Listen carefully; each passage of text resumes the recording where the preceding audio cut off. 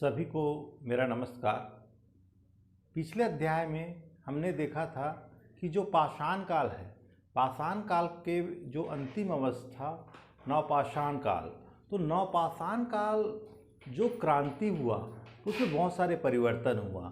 साथ ही साथ हमको जो नए धातु युग में प्रवेश किए हम लोग, तो धातु युग में सबसे पहले हमारा परिचित हुआ तांबा से, और आज ही देखेंगे हम ताम्रपाषाणिक संस्कृति। इस संस्कृति में देखेंगे कि जो मानव है वो तांबे के साथ साथ पत्थर का भी इस्तेमाल कर रहा था। इसके वजह से इस संस्कृति को ताम्रपाषाणिक संस्कृति कहते हैं। तो सबसे पहले जो ताम्रपाषाणिक संस्कृति को जो खोज हुआ वो 1822 में कानपुर के बिठूर नामक जगह से हमको ताम्रपाषाणिक संस्कृति के अवशेष प्राप्त होना प्रारंभ हुआ। साथ ही साथ देखेंगे हमको मध्य प्रदेश के जो गुंगेरिया एक जगह है वहाँ पर हमको सबसे बड़ा ताम्र निधि प्राप्त हुआ है। यहाँ पर हमको 424 तांबे का औजार प्राप्त हुआ है। कहने का मतलब ये है कि नवपाषाण काल के बाद धीरे धीरे भारत में बहुत सारे ताम्रपाषाणिक संस्कृति का उदय होने लगा। अगर दक्षिण भारत में देखेंगे और उत्तर भारत में क्या क्या अंतर है, तो नवपाषाण काल के बाद उत्तर भारत में ताम्रपाषाणिक संस्कृति भी चल रहा था, साथ ही साथ हड़प्पा संस्कृति भी चल रहा था। तो हड़प्पा सभ्यता के 3 फेज देखेंगे यहाँ पर, उसमें से पूर्व हड़प्पा सभ्यता और ताम्रपाषाणिक लगभग साथ ही साथ चल रहा था। इस संस्कृति को कांस्ययुगीन संस्कृति बोलते हैं, क्योंकि अगर शुरुआती दौर में देखेंगे तो यहाँ पर तांबा से ही परिचित था, इसके कारण इसको ताम्रपाषाणिक बोल रहे हैं। लेकिन अगर हम हड़प्पा सभ्यता में जाएंगे तो तांबे से विकसित यानी तांबा और टीन का जो मिक्सिंग है उसको कांसा बोलते हैं। यहाँ पर कांस्ययुगीन संस्कृति का उदय हो चुका रहेगा। दक्षिण भारत में बात करेंगे तो नवपाषाण काल के बाद डायरेक्ट क्या आ रहा है, आपका महापाषाणिक काल आ रहा है। तो हमारा आज का पढ़ने का उद्देश्य है कि ताम्रपाषाणिक जो संस्कृति है उसकी क्या विशेषता है और कौन कौन से जगह है। तो आगे देखते हैं ताम्रपाषाणिक संस्कृति के बारे में। सबसे पहले स्टुअर्ट पिगट महोदय द्वारा प्री हिस्ट्री इंडिया बुक में प्रकाशित किया गया। साथ ही साथ B.G. चाइल्ड महोदय ने अपने पुस्तक व्हाट हैपेंड इन हिस्ट्री में ताम्रपाषाणिक संस्कृति के बारे में जानकारी दिया गया। अब देखते हैं यहाँ पर तकनीकी दृष्टि से देखेंगे कि सबसे पहले ताम्रपाषाणिक संस्कृति आएगा, उसके बाद हड़प्पा सभ्यता आएगा। लेकिन भारत में क्या हो रहा है कि हड़प्पा सभ्यता के बाद या मध्य में क्या आ रहा है, ताम्रपाषाणिक संस्कृति आ रहा है।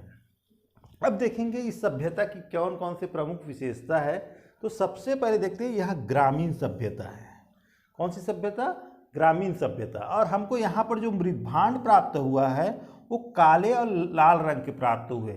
महाराष्ट्र की कुछ जगह हमको मृद्भांड प्राप्त हुआ है, वहाँ पर सफ़ेद रंग के जो चित्रित मृद्भांड है वो हमको प्राप्त हुआ है। यह क्षेत्र पहाड़ी क्षेत्र है और नदियाँ वाले क्षेत्र में हमको प्राप्त हुआ है।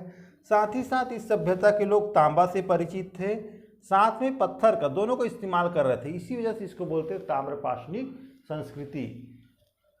अब इसका क्षेत्र देखते हैं, कौन कौन से क्षेत्र, भारत के कौन कौन से क्षेत्र में ताम्रपाषाणिक संस्कृति पाया गया है। तो सबसे पहले देखते हैं दक्षिण पूर्वी राजस्थान में, सेकंड मध्य प्रदेश और महाराष्ट्र के पश्चिमी इलाका में, और भारत के दक्षिण पूर्व भारत में पाया गया। तो प्रमुख देखते हैं यहाँ पर 3 देखेंगे, आहार संस्कृति, मालवा संस्कृति और जोरवे संस्कृति। तो जो आहार संस्कृति है वो कहाँ है? दक्षिण पूर्व राजस्थान का क्षेत्र है। इसको बनास संस्कृति बोलते हैं।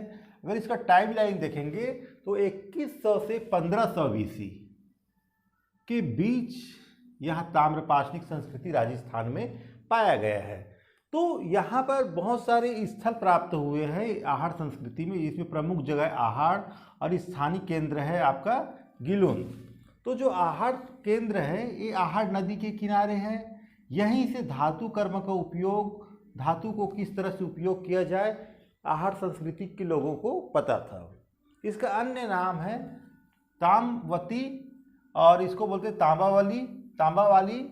और यह क्षेत्र है कहाँ? उदयपुर। राजस्थान का उदयपुर इलाका। गिलिन जो स्थानीय केंद्र है, यहाँ पर हमको प्रस्तर फलक उद्योग की जानकारी होता है, साथ ही साथ पक्कीट प्राप्त होता है, और यहाँ है चित्तौड़गढ़ में। उसके बाद एक और जगह है गणेश्वर, तांबे की वस्तुएं प्राप्त हुआ है। जो गणेश्वर से बहुत सारे हमको जो वस्तुएं प्राप्त हुआ है, इसका संबंध हमको हड़प्पा सभ्यता से मिलता जुलता है, तो इसको हड़प्पा कालीन सभ्यता से भी संबंध स्थापित होता है किसका, गणेश्वर का। नेक्स्ट देखते हैं मालवा संस्कृति, मध्य प्रदेश मालवा का पठार में। इसका टाइम लाइन है 1500 से 1200 BC के बीच मध्य प्रदेश में। इसमें प्रमुख जगह देखते हैं कायथा, एरन, नौदा टोली। तो जो कायथा है, इसका जो खोज किया वाकनकर महोदय ने, और हमको यहाँ पर तांबे के बहुत सारे मनके और औजार प्राप्त हुए हैं।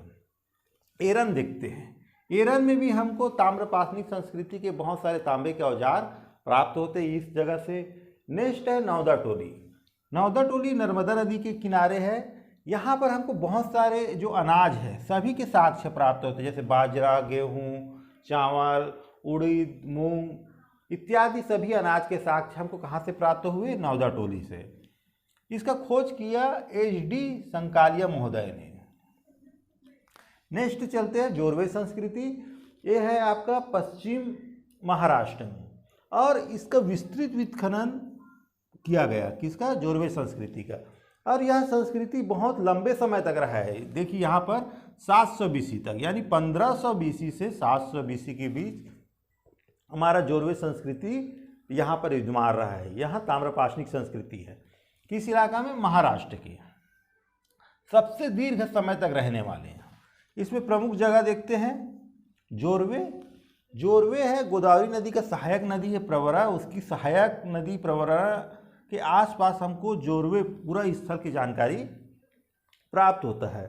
और जोरवे संस्कृति में हमको बहुत सारे तांबे के औजार, तांबे के कुछ बर्तन प्राप्त हुए। ऐसे बहुत सारे घरों के देखे, जोरवे संस्कृति के घरों के अंदर हमको बहुत सारे मृतक कलश, यानी ऐसे कलश प्राप्त हुआ है जिसमें मृतक को उसका शवाधान किया गया है। उसका नेक्स्ट जगह देखते हैं नेवासा। यहाँ पर हमको रेशम, जिसको कोसे बोलते हैं, और पटसन के प्राचीनतम साक्ष्य प्राप्त हो रहे हैं। नेक्स्ट है दायमाबाद। यह बड़ा स्थल है, और यहाँ पर हमको कांसे और तांबे की मूर्ति प्राप्त हुआ है। तांबे की बहुत सारी मूर्तियाँ हमको कहाँ से प्राप्त हुआ है, दायमाबाद से।